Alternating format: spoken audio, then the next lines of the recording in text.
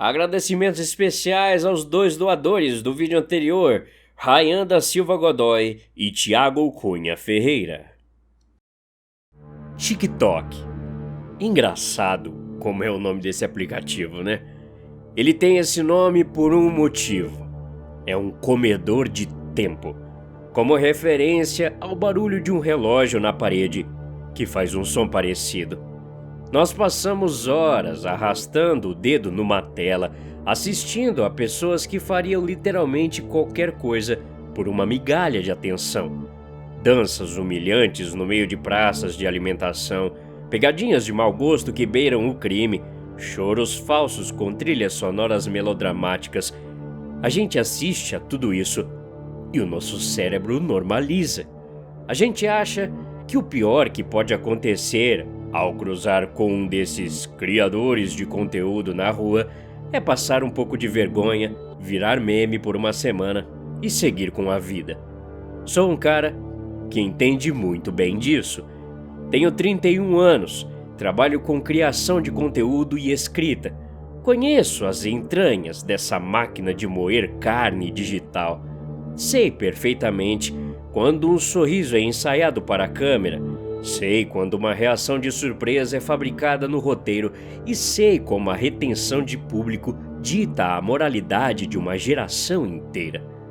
E talvez tenha sido exatamente a minha arrogância, a minha certeza absoluta de que eu estava no controle da narrativa das histórias que crio, que me fez aceitar aquela maldita caixa. Foi numa noite de quinta.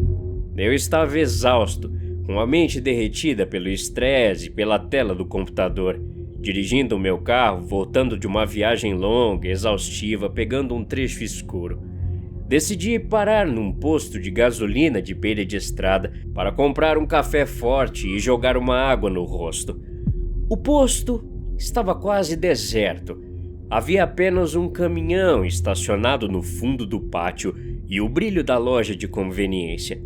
Estacionei, bati a porta do carro e caminhei em direção à entrada. Foi então que uma luz me cegou. Levantei a mão instintivamente para cobrir os olhos. E aí, irmão? Beleza? Rápido! R$2 ou um presente misterioso? A voz era esgarniçada, forçando aquele tom de animação falsa. Quando minha visão finalmente se ajustou, eu vi a cena. Era o clichê perfeito. Um garoto que não devia ter mais de 20 e poucos anos segurava um microfone de lapela vagabundo perto da boca, apontando para mim. A alguns passos dele, um cinegrafista segurava um estabilizador de câmera com um celular acoplado no centro de um ring light. Eu suspirei, irritado. A última coisa que eu queria às 11 da noite, no meio do nada, com a cabeça latejando de cansaço, era ser o figurante involuntário de um TikToker idiota. Olhei para o influenciador. Ele vestia um moletom largo e chamativo, um boné virado para trás. O braço esquerdo estava escondido dentro do bolso da blusa, imóvel, o que o forçava a fazer tudo com uma mão só. Mas havia algo de muito errado com ele. Seus olhos arregalados, injetados de sangue, com olheiras tão profundas que pareciam hematomas. Ou aquele cara tinha usado cocaína, ou muito, mas muito energético. Ele usava o antebraço direito para prensar uma caixa de sapatos preta, lacrada com fita isolante contra o próprio peito. Colada no topo da caixa com um pedaço de durex, havia uma nota de R$2 amassada. Com os dedos da mesma mão direita que segurava a caixa, ele apontava um microfone de lapela vagabundo na minha direção. Eu tentei desviar. Cara, tô cansado. Não quero gravar nada não, tira a câmera. Falei. O influenciador deu um passo à frente, bloqueando o meu caminho para a loja de conveniência. O sorriso dele tremeu, mas ele não o desfez. Pelo contrário, ele esticou a mão direita, aproximando o microfone e a caixa prensada no corpo, mais perto do meu rosto. A voz agora carregando um desespero que o tom animado não conseguia esconder. Por favor, irmão, é pro vídeo. R$ 2 ou um presente misterioso, hein? O cinegrafista atrás dele não dizia uma palavra, mantendo a luz branca focada no meu rosto. Eu percebi que, se eu simplesmente o ignorasse e entrasse na loja, ele provavelmente me seguiria, ou faria um corte me chamando de arrogante para farmar engajamento com ódio alheio. A forma mais rápida de me livrar daquilo e conseguir o meu café era seguir o roteiro estúpido que eles queriam. E para ser sincero, eu não me importava com os R$ 2. Tá bom, eu disse, num tom monótono e exausto, olhando diretamente para a lente do celular. Eu escolho o presente misterioso. Me dá a caixa e me deixa em paz. O que aconteceu no segundo seguinte me assombra até agora. No exato instante em que minhas mãos tocaram o papelão da caixa preta e o peso dela passou para os meus braços, o teatro desmoronou. O influenciador soltou o microfone, puxou os R$ 2 junto com a fita, deixando a caixa de sapatos cair no chão de cimento do posto com um estalo seco. O sorriso gigantesco desapareceu do rosto do moleque e ele começou a hiperventilar, puxando o ar como alguém que acabou de emergir de um afogamento de minutos. As lágrimas brotaram de seus olhos. Ele não olhou para mim, só virou o rosto para o cinegrafista e disse: Acabou. Graças a Deus, ele aceitou. Desliga a merda da câmera, desliga agora. O cinegrafista não hesitou. Ele bateu a mão no botão do ring light, mergulhando nós três de volta na penumbra do posto. Sem dizer uma única palavra, sem recolher o microfone do chão, o cinegrafista virou as costas e correu em direção a um carro sedã escuro, estacionado perto das bombas de combustível. O influenciador foi logo atrás, correndo desengonçado, tropeçando nas próprias pernas, ainda segurando o braço esquerdo escondido dentro do moletom. Eles entraram no carro, cantaram pneu no asfalto sujo e sumiram na rodovia escura, antes mesmo que eu pudesse processar o que estava acontecendo. Fiquei sozinho no pátio do posto. Não havia pegadinha, não havia risadas escondidas, não havia ninguém saindo de trás de uma pilastra. Havia apenas eu e a caixa. Foi quando percebi o peso. Uma caixa de sapatos de papelão geralmente não pesa nada. Aquela caixa pesava facilmente uns 4 quilos. E não era um peso morto, como se estivesse cheia de pedras ou chumbo. Era um peso estranho, mal distribuído, que parecia se deslocar lá dentro conforme eu inclinava a base. Mas o pior não era o peso, era a temperatura. A base da caixa, encostada na palma das minhas mãos, estava quente. Não morna pelo contato humano, mas quente como a pele de uma pessoa com febre alta. E através do papelão forrado de fita isolante, comecei a sentir uma vibração rítmica, um pulso lento e constante. É algum mecanismo? Um coração de brinquedo com motor? Uma caixa de som com vibração? Eles querem que eu abra em casa, me assuste e aposto que tem um rastreador GPS para eles virem buscar a câmera depois. Eu tentava usar a lógica do criador de conteúdo para explicar o absurdo. Eu não entrei na conveniência, dei meia volta, abri a porta do carona no meu carro e coloquei a caixa sobre o banco de couro escuro. Bati a porta, sentei no banco do motorista, travei as portas e acelerei. O trajeto restante até o meu apartamento foi a meia hora mais claustrofóbica da minha vida. O silêncio do carro amplificava o som que vinha de dentro do papelão. Não era mais apenas uma vibração. Eu podia escutar o roçar úmido de algo deslizando contra as paredes internas da caixa, acompanhado daquele pulso doentio. A cada quilômetro que eu avançava na estrada vazia, a sensação de que havia outro ser vivo dividindo o carro comigo se tornava mais esmagadora. Cheguei ao meu prédio. A garagem subterrânea estava vazia e silenciosa. Desliguei o motor, peguei a caixa pelo topo evitando encostar as palmas das mãos na base quente, e subi pelo elevador. Minha namorada estava viajando a trabalho, o apartamento escuro e intocado. Tranquei a porta da frente com as 2 voltas da chave e fui direto para a mesa de jantar.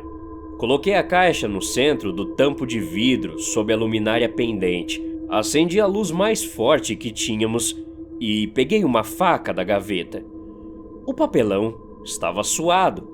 Havia minúsculas gotículas de condensação se formando na superfície da fita isolante, provando que o calor vinha de dentro para fora. Eu não hesitei. Inseri a ponta da faca na fresta e cortei a fita adesiva de fora a fora. Enfiei a lâmina nas laterais, rompendo todos os lacres. Com a ponta da faca, levantei a tampa da caixa de sapatos e a joguei para o lado no chão. O cheiro que subiu da caixa parecia bafo. Olhei para dentro. O que estava repousando no fundo do papelão úmido não era um brinquedo. Não era um eletrônico bem feito. Era uma coisa que, nem se eu quisesse, conseguiria categorizar. Uma massa densa de tecido pálido, do tamanho de um melão grande, encolhida sobre si mesma. Parecia um pulmão humano, mas a textura era cinzenta e coberta por uma rede intrincada de veias roxas grossas e pulsantes. A massa arfava lentamente. Como se isso não fosse estranho o suficiente, enraizados profundamente no centro da massa de carne pulsante, havia dezenas de fios desencapados e o que parecia ser a placa de circuito de um celular antigo, afundada no tecido mole, como se a carne tivesse crescido ao redor do metal. No centro absoluto da anomalia, onde o tecido se dobrava como um esfíncter muscular grotesco, havia uma lente de câmera redonda, perfeitamente limpa, cravada no músculo. Enquanto eu observava, a carne ao redor da lente se contraiu. Um minúsculo LED verde, localizado na placa de circuito oxidada e afundada na massa, piscou. Foi quando vi, caído no fundo da tampa de papelão que eu havia jogado no chão, um pequeno cartão de memória micro SD, colado num pedaço de fita adesiva e um bilhete escrito à mão num pedaço de papel rasgado. Me abaixei lentamente, sem tirar os olhos da massa pulsante na mesa, e peguei o papel. A caligrafia era tremida, caótica, a tinta borrada por manchas circulares que pareciam gotas de suor ou lágrimas secas. Dizia: "Não destrua. Se você bater, você apanha. Se você queimar, você queima. Veja o cartão. Me perdoa. Eu só queria viver." Peguei o cartão microSD. Minhas mãos suavam frio. Caminhei até minha mesa de trabalho, peguei o adaptador USB e pluguei o cartão no meu notebook. O antivírus não acusou nada. Havia apenas uma pasta, chamada O Contrato. E dentro dela, 5 vídeos em formato MP4, numerados de 1 a 5. Eu abri o vídeo 1. A tela mostrou o mesmo garoto que me abordou no posto de gasolina. Ele estava num quarto bagunçado, o típico cenário de um streamer ou influenciador. Ele parecia saudável, o cabelo estava arrumado, os olhos brilhantes, sem olheiras. "Fala, rapaziada, gravando aqui só pra mostrar o BO pra vocês." Ele começou rindo, achando graça da própria situação. "Mano, eu tava gravando na praça hoje e um coroa maluco, vestindo um terno sujo, me parou e fez a minha própria trend comigo. Ele mandou R$2 ou um presente misterioso. O velho tava fedendo. Eu achei que ia render um corte bom pro TikTok e aceitei o presente. Ele me deu essa caixa preta aqui." Ele apontou a câmera do celular para a mesma caixa de sapatos na cama. Ela estava fechada. "Ele falou no vídeo que eu aceitei de livre e espontânea vontade. Bateu 3 palmas e saiu correndo como se a polícia estivesse atrás dele. Enfim, Vou abrir aqui pra ver qual é dessa coisa. O vídeo cortava abruptamente antes da caixa ser aberta. Eu engoli em seco e abri o vídeo 2. No vídeo 2, a aparência do influenciador já havia mudado drasticamente. O cenário estava apagado, apenas a luz branca do teto iluminava o quarto. Ele estava visivelmente mais magro, os olhos afundados em sombras profundas, a voz trêmula e ausente de qualquer sorriso. Faz 4 dias desde que eu aceitei essa desgraça. Vocês não estão entendendo. Essa p*** não é um objeto, é um parasita. Ela não precisa de fios na tomada, ela está se alimentando da minha eletricidade, do meu sistema nervoso. Ele levantou o braço esquerdo para a lente da câmera. Eu prendi a respiração. A mão esquerda do garoto estava negra. Não era sujeira, era necrose. As veias subindo pelo antebraço dele estavam salientes e completamente pretas, espalhando uma teia escura por baixo da pele pálida, como raízes apodrecidas subindo em direção ao cotovelo. A caixa faz um barulho. Ela chupa a minha energia, ou sei lá que merda é essa. Eu fui no hospital, o médico achou que era uma infecção por bactéria, mandou me internar e iam amputar amanhã. Eu fugi. Eu tentei queimar a caixa hoje de manhã porque sei que não é bactéria merda nenhuma, é essa caixa. Ele soltou um choro patético e ergueu a camisa. O lado esquerdo do abdômen dele estava coberto de bolhas enormes, purulentas e queimaduras de 3º grau, a carne viva exposta e vermelha. Eu joguei álcool e risquei o fósforo no quintal, mas no segundo que o papelão da caixa pegou fogo, a minha pele estourou em chamas de dentro para fora. Tudo o que acontece com o presente acontece comigo. Ele terminou dizendo. O vídeo acabou. A minha boca estava completamente seca. A faca que eu ainda segurava na mão parecia pesar 1 tonelada. Eu soltei sobre a mesa. Se você bater, você apanha. Se você queimar, você queima. A frase do bilhete martelava no meu cérebro. Abri o penúltimo vídeo. Vídeo 4. O garoto estava sentado no escuro, iluminado apenas pela luz do monitor do computador dele. Ele parecia um cadáver. A necrose tinha subido além do cotovelo. Ele tremia incontrolavelmente, os dentes batendo enquanto ele sussurrava para a câmera. Eu achei a solução. Tem um fórum, uma galera que documenta anomalias. É a lei da troca voluntária. A entidade na caixa é um organismo cibernético que parece ter vindo junto com a última missão espacial da NASA, sei lá, uma anomalia de alguma merda que não é desse mundo, mas que usa tecnologia para fazer ponte com a biologia humana. Ela consome o hospedeiro em poucos dias. E parece que hoje é o último dia. Ele olhou diretamente para a lente, os olhos brilhando com uma loucura febril. A única forma de se livrar, a única forma de quebrar a conexão da alma é se outra pessoa aceitar carregar a caixa. Mas tem regras absolutas. Não dá para esconder, não dá para jogar no mar, não dá para dar de presente sem avisar. Tem que ser uma transação comercial explícita. A vítima tem que receber uma escolha verbal. Ela tem que ver a caixa, ela tem que ouvir a opção da troca justa e ela tem que aceitar em voz alta. E o contrato só é validado pelo universo se for documentado visualmente e audivelmente na hora. Foi aí que eu entendi tudo. A trend do TikTok. R$2 ou um presente misterioso. Não era uma piada da internet. Era o feitiço de transferência perfeito para o século XXI.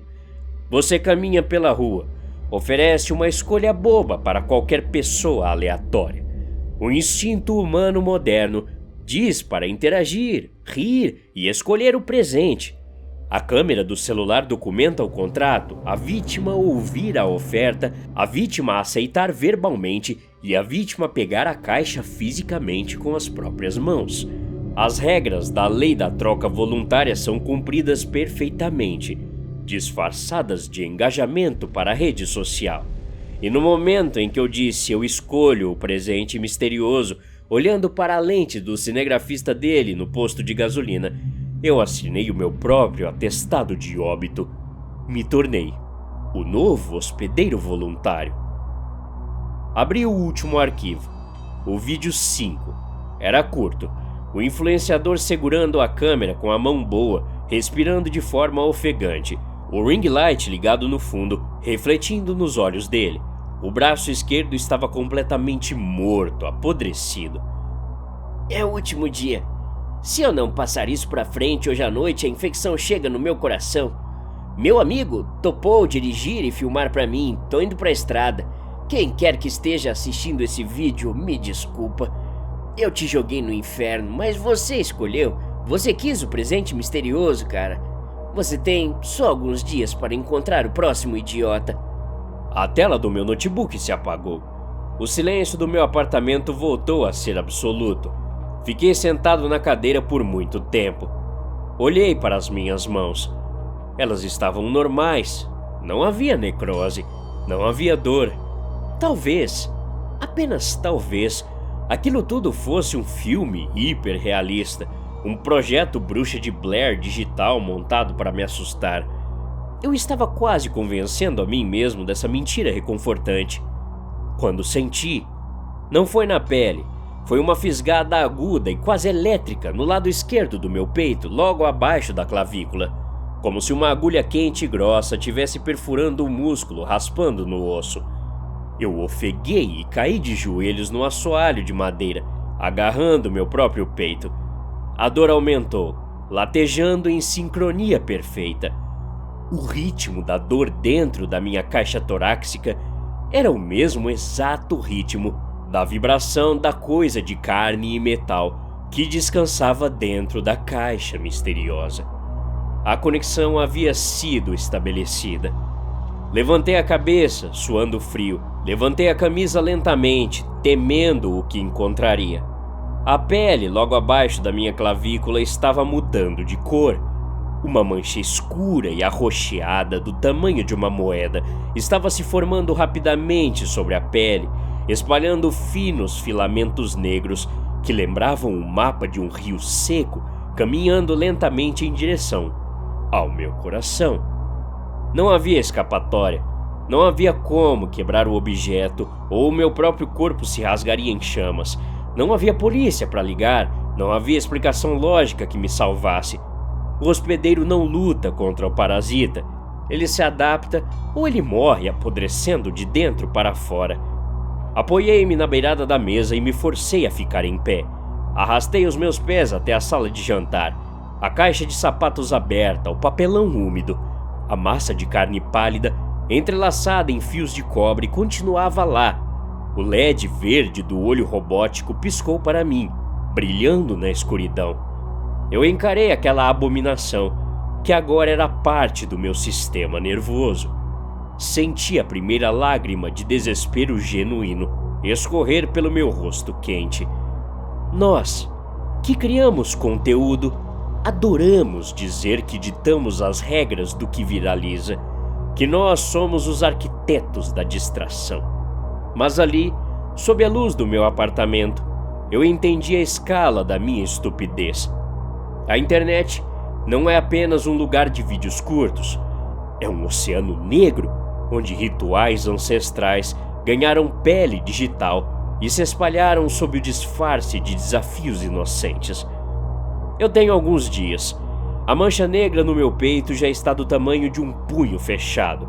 A dor é suportável por enquanto, mas o cheiro já começou a sair do meu próprio suor. Eu vou gravar os meus próprios arquivos para o próximo infeliz. Se você estiver caminhando na rua pelos próximos dias, voltando para casa cansado no final de tarde, ou parando num posto de beira de estrada de madrugada e um homem pálido, exausto, escondendo a mão esquerda no moletom, se aproximar com uma câmera apontada para o seu rosto, por favor, pela sua vida, quero salvar vocês, porque me acompanharam até hoje aqui nos vídeos.